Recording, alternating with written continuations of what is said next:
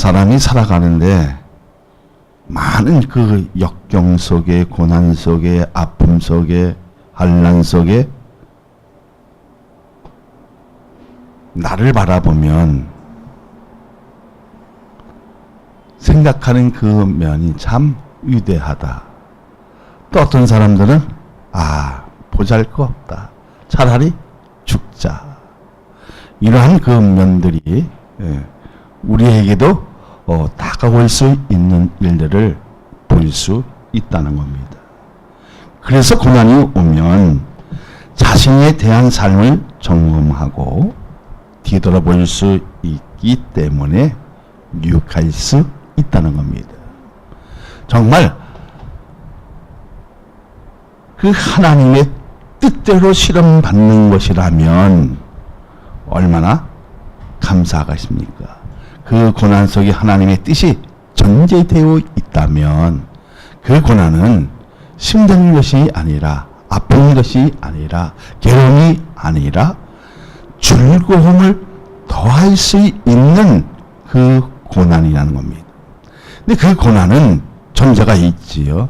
나의 잘못된 거, 나의 가오, 또 하지 말아야 할 모든 일들을 무엇으로? 하나님의 말씀으로 연단하고 또 재련해서 정금같이 나올 때 우리의 믿음이 살아있고 바르게 갈 수 있는 일들이 되어지면 정말 양육할 수 있는 일들이 우리에게 힘이 생긴다는 겁니다. 근데 우리가 가만히 생각하면 이 사랑 많은 교회에서도 많은 사람이 오고 가고 진실한 것을 발견할 수 있다는 것이 감사하다는 겁니다. 이것이 그리스도인에게는 유익한 일이 되고 주님 앞에 서는 날을 생각할 수 있는 면이 얼마나 행복하느냐 하는 겁니다.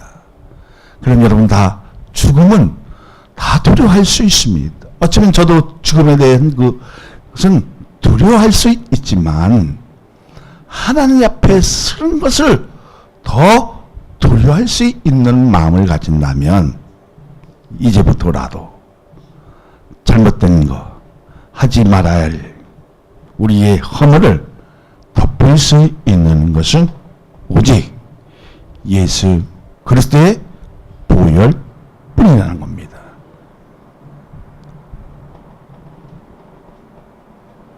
정말 내 삶 속에, 내 믿음 속에 그 보혈이 나를 쌓여 메어서 추한 일들이 지워버려지고 우설처럼 치면 깔끔하게 되어지고 깨끗하게 되어지는 이 하나님의 역사를 통해서 내 영을 주께 맡길 수 있는, 의지할 수 있는 그 능력이 오늘 우리에게 나올 때 진짜 믿음이 나올 줄로 믿습니다. 할렐루야. 고난을 피하지 않고 감사한 일로 생각하고 자신의 그 시선이 십자가로 하는 것은 하나님의 은혜가 잔재하고 있기 때문입니다. 근데 잔재만 하고 있으면 되는 것이 아니라 폭발력 있게 그 능력이 어떻게 해요? 터치가 되어졌을 때 정문이 열려지게 되어 있다는 겁니다.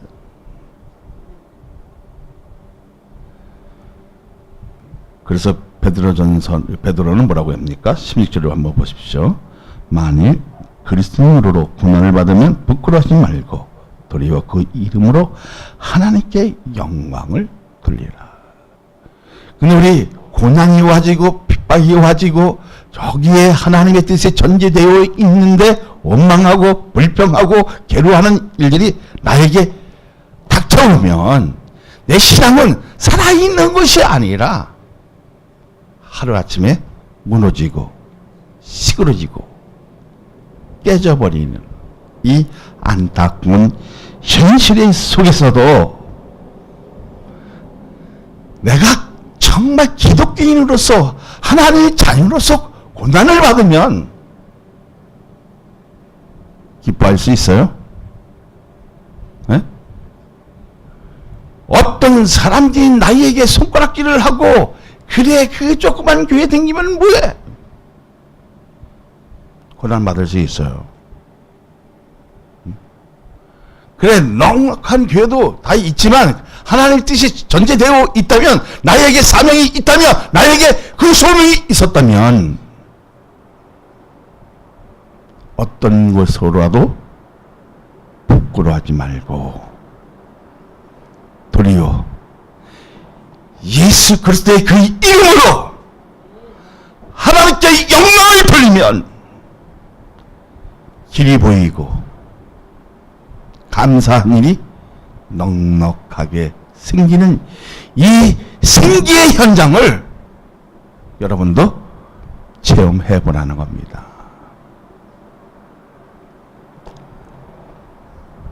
그럼 이 말이 무슨 얘기예요? 만일 그리스도인으로 고난을 받으면 부끄러워하지 말고 도리어 그 이름으로 하나님께 영광을 돌려라.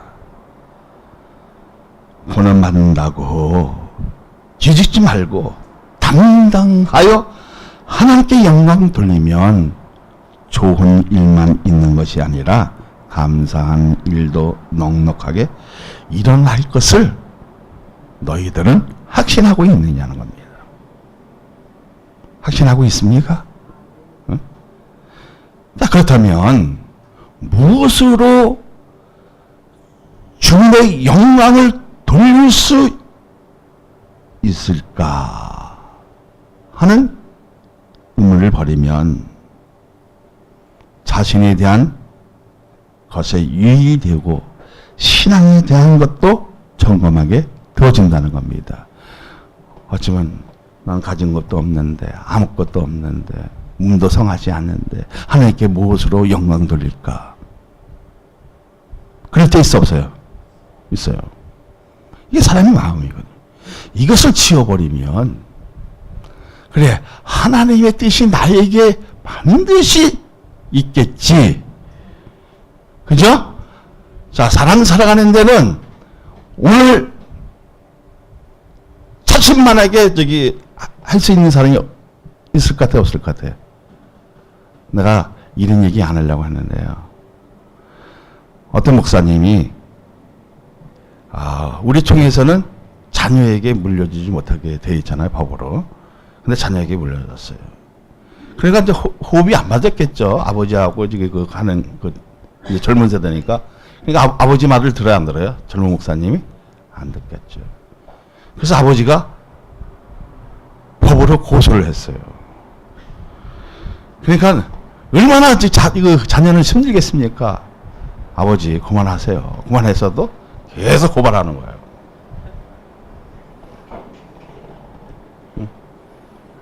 그러다 어느 날 여행을 가야 되는데 안 나오는 거예요. 그 아들 목사님이 앉아서 심장마비로 죽었어요. 사랑하는 여러분, 얼마나 핍박을 주고 괴름을 주고 할 수 있게 좀 놔두고 했었는데 자기 스타일이 아니라고, 자기의 방법이 아니라고 하면 정말 힘들어질 것 같아요.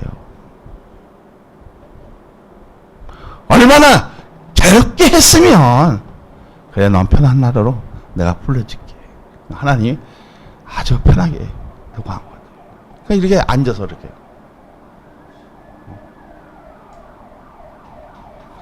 자, 그렇다면 오늘을 여러분 자진할 수 있습니까? 있어 없어요? 없다는 겁니다.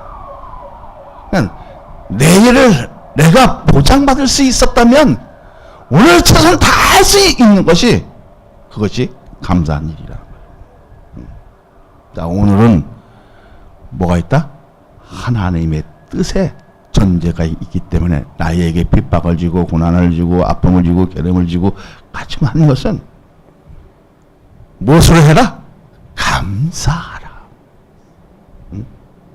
근데 사람들은 그 신앙을 점검하기 전에 내 생각으로 요거 힘들지 제껴버려요. 그리고 숨어버려요. 그 자신을 어떻게 해요? 가려버려요. 그것은 진실이 아닙니다. 나는 가진 것은 없어도, 나는 연약하도, 나는 힘들어도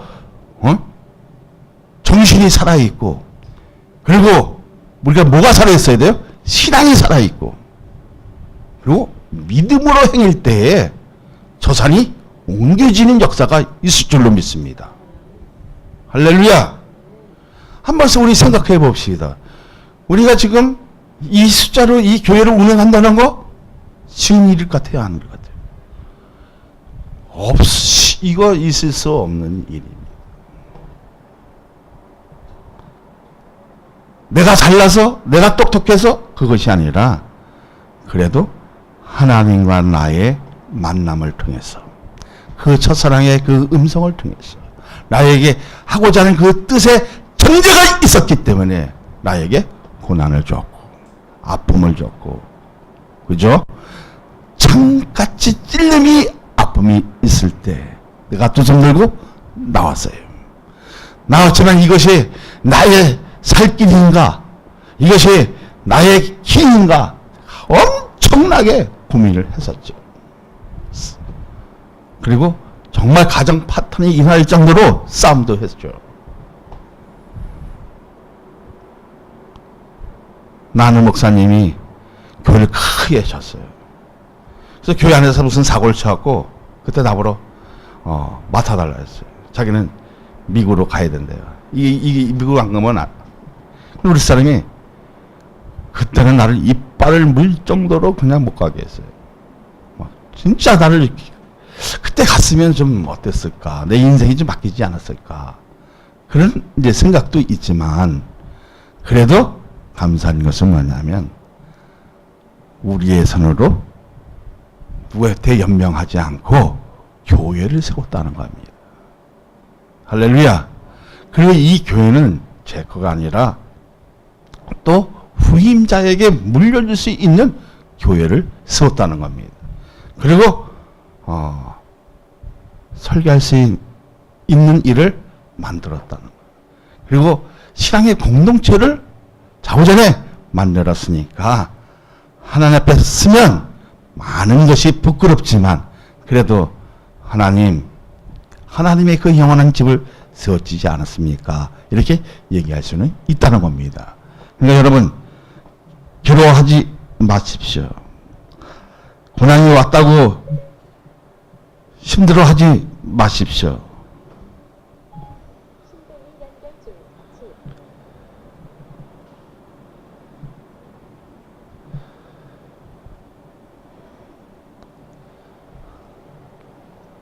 그렇다면 무엇으로 하나님께 영광을 돌립니까? 답 있잖아요. 누구의 이름으로? 예수 그리스도의 이름으로 영광을 돌리면 내 삶이, 내 신앙이 부끄러운 것이 아니라 오히려 감사한 일들이, 좋은 일들이, 넉넉한 일들이 나에게 뭐로? 간증할 수 있도록 하나님께서 기적을 베푸신다는 겁니다. 할렐루야. 그러니까 이제 그 고난이 나에게 유의되어지고 또 신앙에 대한 것도 이제 정감하게 되어지니까 내 삶은 철저해야 철저하지 않아요. 철저하게 되어지는 거예요. 그러니까 유태인들이 그 철저한 삶을 가지고 살잖아요. 자, 우리도 그 철저한 하나님의 말씀을 붙들면 길이 있고 승리가 있고, 그리고 우리가 생각하지 못한 그 부분까지 책임져 주는 이 하나님께 의지할 수 있는 그 신앙은 하루아침에 나오는 것이 아니라 뭐로 되어진다? 기도와 말씀으로 되어진다는 겁니다. 자, 15절부터 18절까지 우리 봅니다. 다 같이 있습니다. 너희 중에 누구든지 살인이나 도둑질이나 악행이나 남의 일을 간섭하는 자로 고난을 받지 말려니와 만일 그리스도인으로 고난을 받으면 부끄러워하지 말고 도리어 그 이름으로 하나님께 영광을 돌리라. 하나님 집에서 심판 시작할 때가 되었나니 만일 우리에게 먼저 하면 하나님의 복음을 순종하지 아니한 자들의 그 마지막은 어떠하며 또 이미 겨우 구원을 받으면 경건하지 아니한 자와 죄인은 어디에 서리요. 자, 고난이 오면 자기의 삶을 성찰하라고 권면하는 이유는 무엇일까? 고민될 때가 있어 없어요? 고난이 오면 자기의 삶을 성찰하라. 이렇게 하는 그 이유는 어디에 있는 것인가? 성찰은 무엇입니까? 사전에 보니까요, 마음 깊이 돌이키는 거. 마음 깊이 돌이킬 수 있는 마음만 있으면 자신에 대한 것을 깊이 생각하고 왜 고난이 왔느냐는 스스로 살피게 되는데, 고난이 왜 오는 것인가?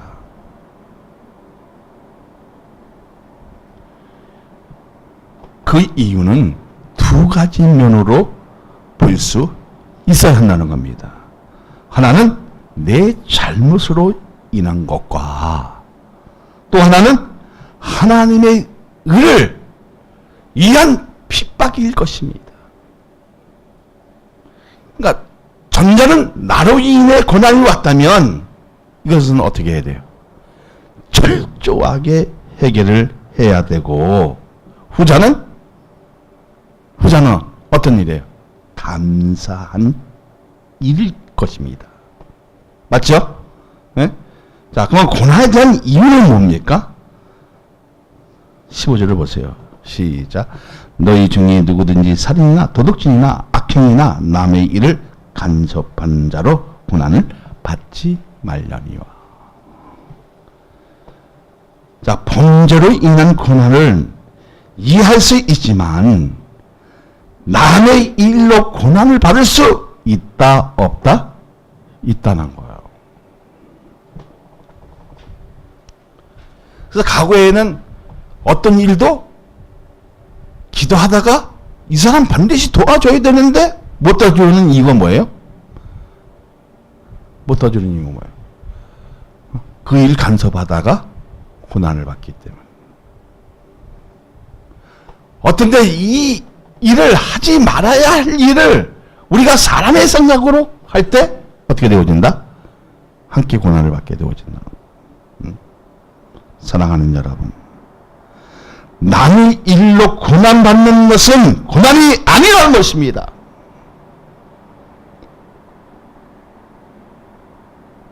자신에 대한 것을 점검하고 어려움을 당하지 말라는 거예요. 그러니까 자신에 대한 삶을 성찰할 수 있어요. 정말 여기 하나님의 뜻이 내 삶에 존재하고 있느냐, 그 뜻대로 내가 살아가고 있느냐.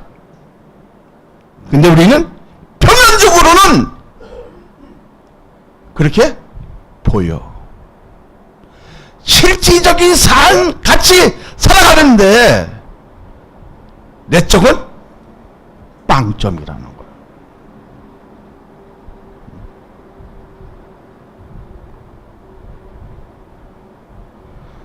기적이 일어날 것 같은데, 그 사람이 얘기하는 모든 것이 다 도와줄 것 같은데, 뒤돌아보면 그 사람의 삶을 보면, 그 사람의 신앙의 상태를 보면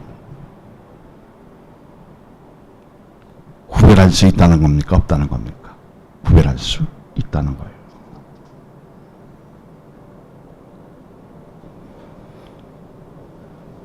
우리는 그 사람이 잘할 수 있도록, 우리 성도들이 잘할 수 있도록 격려해주고 기도해주고, 또 하나님이 어려울 때 좀 도와줘야 할 때는 철저하게 도와줘야 된다는 겁니다.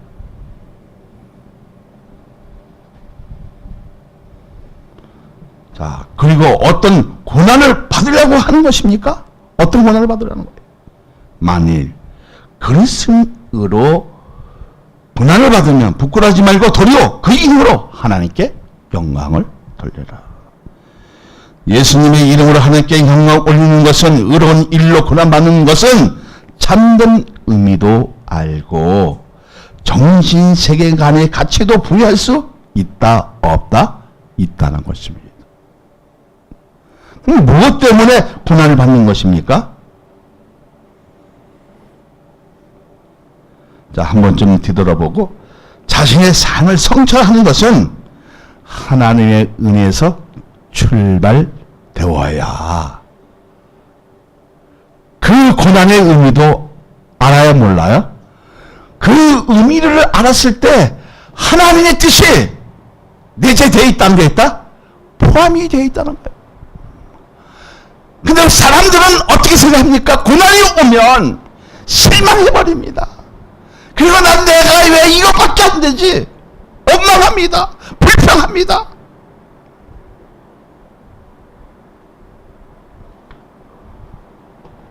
저도 좀 불평하니까요. 이 계단도 뭐 올라오지도 못했었어요. 막 지팡이 짚고 올라올 때도 있었어요. 내 목회는 왜 이거밖에 안 되지? 응? 전 세계를 다 주실 것처럼 느꼈는데, 그런데 내가 뒤돌아보니까요, 내가 나 자신을 점검해 보니까 나는 좋은 놈이 아니라 나쁜 놈이었고, 말로는 하나님의 뜻대로 산다고 했지만 빗나갔었고 어긋났었고, 그러니까 하나님이 주겠어 안 주겠어요? 안 주신 거예요.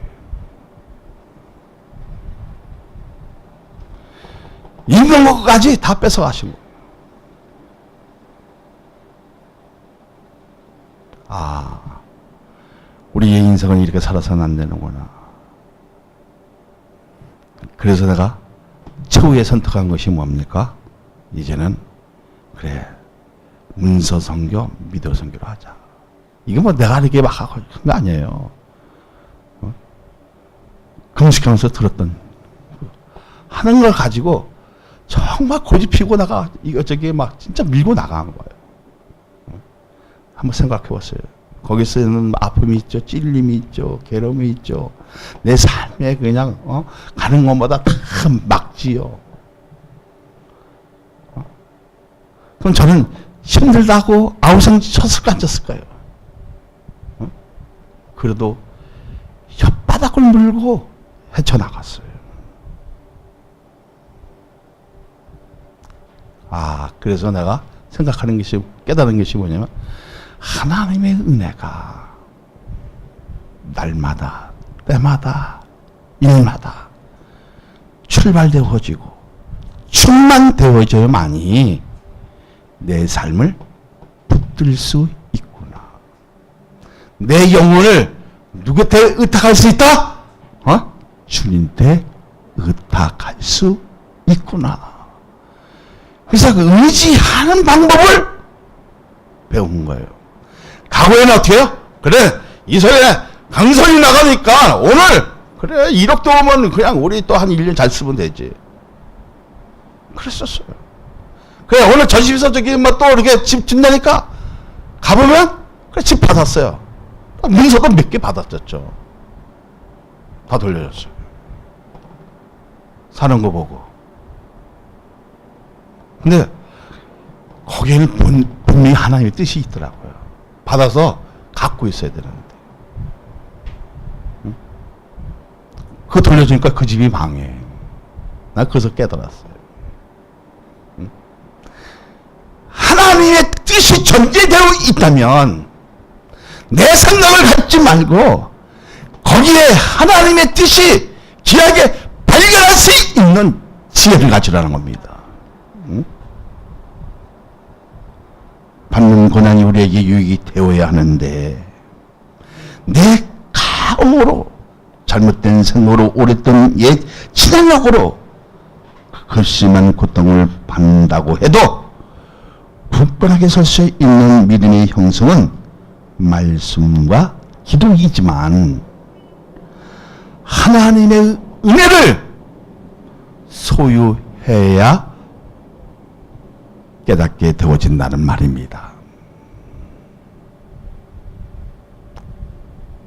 나는 그 은혜가 여러분에게 다 선물로 받기를 소망합니다. 받았다면 성령 충만해지기를 소망합니다. 어디까지? 아구까지. 할렐루야. 어? 무엇 때문에 영광을 돌리는 것입니까? 도대체 예수님이 무엇이길래 영광을 돌려야 하는 것입니까? 16절. 만일 그리스도인으로 고난을 받으면 부끄러워하지 말고 도리어 그 이름으로 하나님께 영광을 돌려라. 근데 우리 신앙생활을 하다 보면요, 막 찔러요. 아이, 네가 무슨 그리 차냐? 그 같은데 부끄러울 때 있어 없어요? 무슨 사건이 터지면 우리 그 기독교인이라는 것이 부끄러울 때 있어 없어요? 있어 없어요? 부끄러울 때 있잖아요. 근데 부끄러워하지 말라는 거예요. 교회가 작다고 해서 뭐 부끄러워하지 말라는 거예요. 오히려 누구의 이름으로? 예수 그리스도의 이름으로 당당하고 그 이름으로 부끄러워하지 말고 하나님께 영광을 돌리냐는 겁니다. 할렐루야. 자, 26절에서 뭐라고 강조하는 것이 무엇입니까? 자, 내 삶이 핍박이 와도 고난이 와도 아픔이 와도 전실한 문 이상한 일이 일어나도 강조하는 게 뭐예요? 부끄러워하지 말라는 거예요. 근데 우리 부끄러워하잖아요. 조금만 뭐 잘못된 일이 있으면 어떻게 숨으려고 그래요. 잘못된 것으로 인해 남의 일로 감사하다가 고난받는 것을 부끄러워하지 말고 차라리 그런 것 통해서 부끄러워해야 했죠. 그죠? 남의 일로 감사받다가 고난받으면 부끄러워해야지. 그런데 하나님의 이름으로 영광 돌리는 것에 동참하면 그 고난은 유익하게 되는 것을 믿어지면 할렐루야. 그러니까 고난이 오면 전도의 기회로 삼으라는 것입니다. 17절 한번 우리 읽어봅니다. 하나님의 집에서 심판을 시작할 때가 되었나니 만일 우리에게 먼저 하면 하나님의 복음을 순종하지 아니한 자들의 그 마지막은 어떠하며. 만약 내 자녀가 믿지 않았다면 내 자녀는 어디에요? 뻔하잖아요.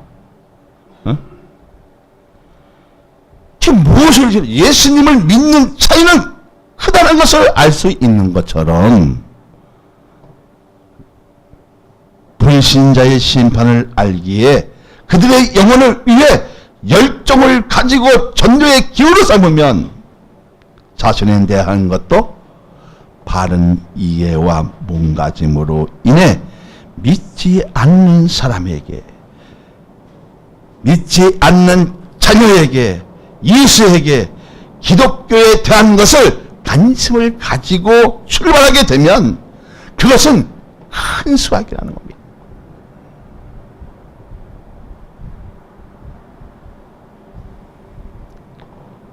한 영혼이 천하보다 기회다고 주님은 말씀하십니다. 근데 우리는 늘어나야 해야 하는데 줄어들어요. 그러니까 늘 수 있는 마음을 가지려면 뭐예요? 전도하는 핍박이 올 수 있어요. 괴로움 줄 수 있어요. 오히려 부끄럽지 말고 그 이름으로 하나님께 영광 돌리면 길이 있다는 거예요. 근데 우리는 이것을 부끄러워하니까, 내 자체부터 부끄러워하니까 어떻게 해요? 부흥이 되겠어요?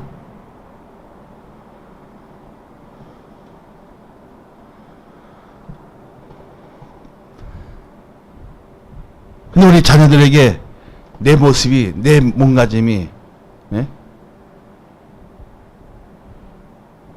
옛날에는 은혜가 뜨거웠을 때는 한나도 목사 된다 그랬어. 사모 된다 그러고. 너 요즘 목사라면 하냐? 어? 한번 물어보자. 할 거야? 대답 안 하잖아요.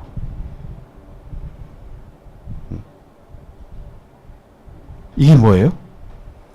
그러니까 우리의 생각을 저버리고 하나님의 뜻으로 몸가짐을 가지고 하나님께 의지하면 예?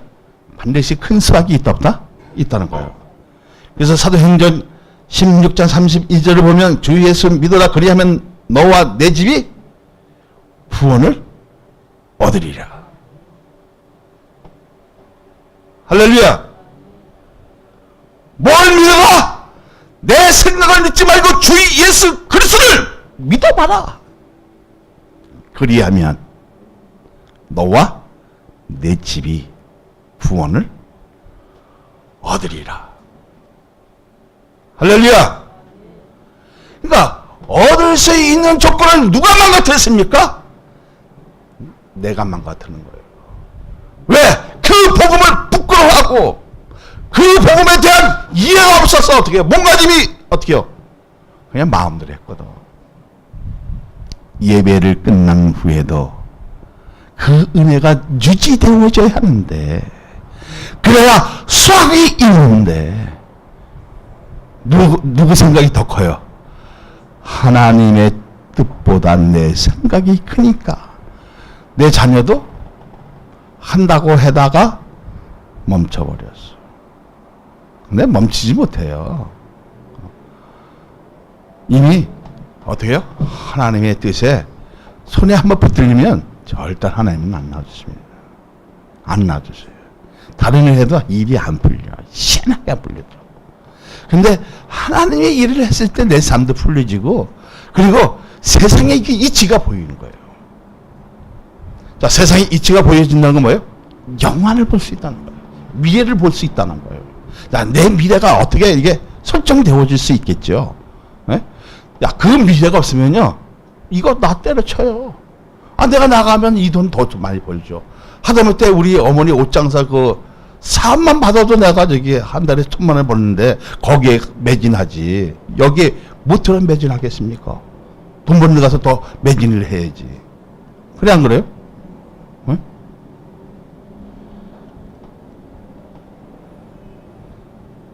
큰 수확을 믿으려면 진짜 예수를 믿으라는 겁니다. 더 큰 열매를 맺으려면 예수 그리스도에게 의지하는 법을 배우라는 거예요.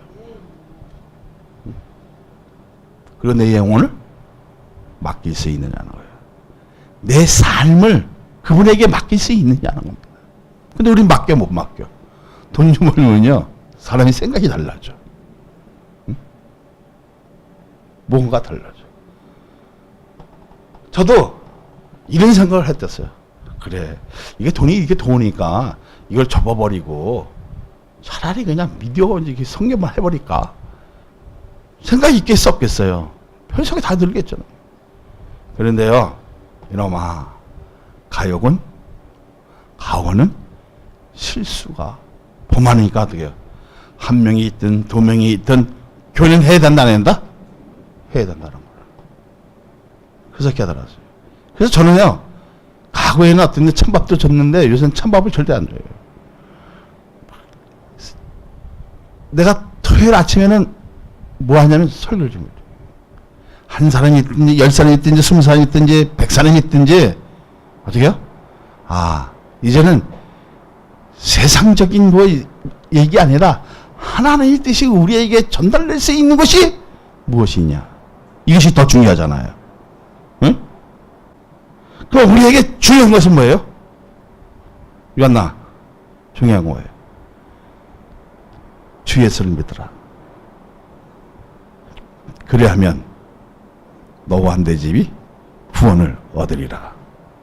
할렐루야. 이 수학이 아주 큰 거예요.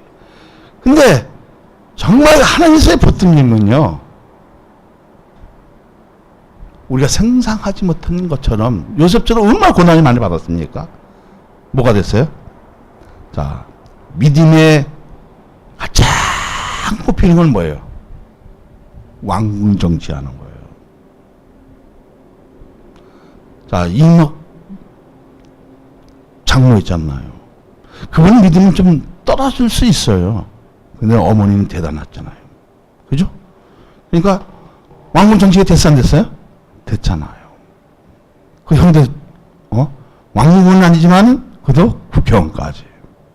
그렇죠? 우리에게 중요한 건 뭐예요? 그 자녀들에게 지혜만 가르치는 것이 아니라 하나님의 뜻을 가르치고 이 사회를 밝힐 수 있는 빛이 되었을 때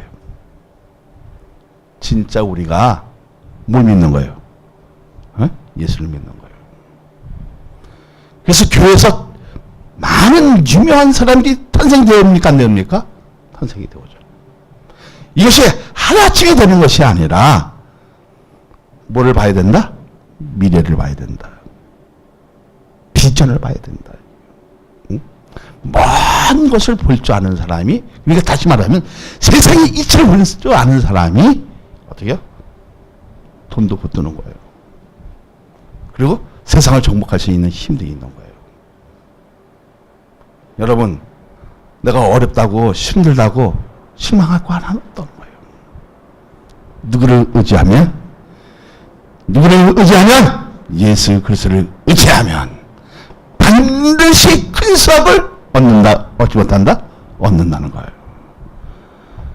자, 우리 고난은 순화시키는 심판이라고 합시다 한번. 그렇게 생각하자는 거예요. 근데 그 어려움을 재련되어 한국같이 쓰임받고 같이 있는 일이 되었다면 내 자신을 주님께 드릴 정도로 십자가에 대한 애정과 사랑이 넘치는 증거이겠지요. 그래 안 그래요? 자, 19절 보세요. 시작. 그러므로 하나님의 뜻대로 고난을 받는 자들은 또한 선을 행하는 가운데에 그 영혼을 미쁘신 창조주께 의탁할 자다. 자, 이 말의 의미는 무엇입니까? 예수님도 마지막 때 내 영혼을 누구한테 맡긴다 했어요? 창조주의 하나님께 맡긴다 했어요.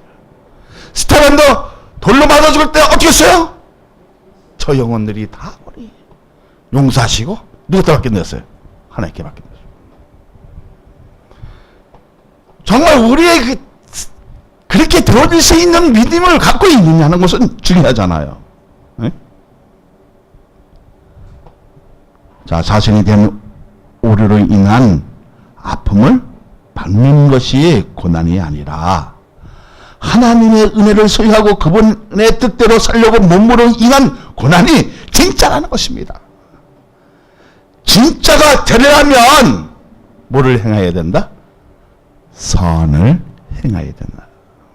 그러니까 내 믿음이 진짜로 되기 위해서는 어떻게 해요? 이 선이 나와야 돼요. 그러니까 어려운 사람을 돕기도 하고 선교하기도 하고 이건 뭐예요? 믿음의 몸가짐이거든. 이게 선행이거든. 그래서 로마서 12장 21절을 보면 뭐랍니까? 악에게 지지 말고 선으로 악을 이기라. 근데 우리는 악이 쳐버리네? 쳐버리면 어떻게 해요? 뜻이 일어나 안 일어나? 잠재되어 있잖아요. 근데 그 악을 선으로 이기면 반드시 귀한 일이 나타나기 시작해요. 기적이 나타나고 사람이 생각하지 못한 정말 과학적으로 측면하지 못한 일들이 우리의 삶 속에서 막 나타나기 시작합니다.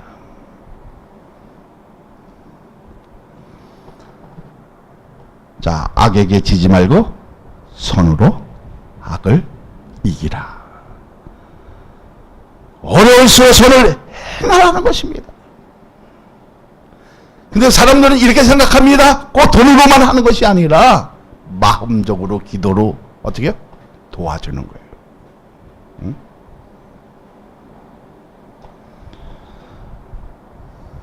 그리고 우리의 영혼을 하나님께 부탁해야 합니다.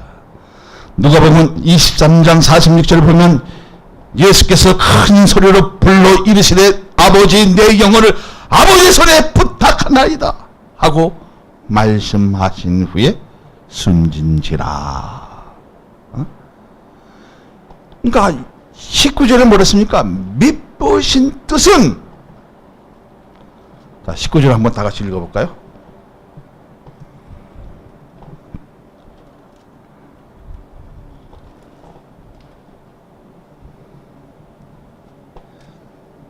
그러므로 하나님의 뜻대로 고난을 받는 자들은 또한 선을 행하는 가운데 그 영혼을 미쁘신 창조주께 의탁할지어다. 할렐루야. 자, 여기서 미쁘신 뜻은 신실하시란 이란 말입니다. 신실하시고 성실하신 그 하나님께 자신의 영혼을 부탁하시는 겁니다. 부탁하는 겁니다. 고난이 왔다고 해서 실망할 이유도 없고 하나님의 놀라운 계획 속에 경륜 속에 있다는 그 확신으로 사는 것이 헌신이며 믿음이며 신앙의 고운 색깔을 내는 것이라는 것을 믿어지면 할렐루야. 정말 어렵다고 해서 고난을 피하지 말고 자신의 삶과 신앙을 철저하게 드리면 결과는 최후의 만찬되는 날, 최후의 헌신이 되고 최후의 승리자로 세우는 놀라운 하나님의 은혜와 사랑이 있다면 삶의 색깔이 달라도 그것이 믿음의 도화신이 되는 것을 믿으시기를 예수 그리스도의 이름으로 축원하여 드립니다.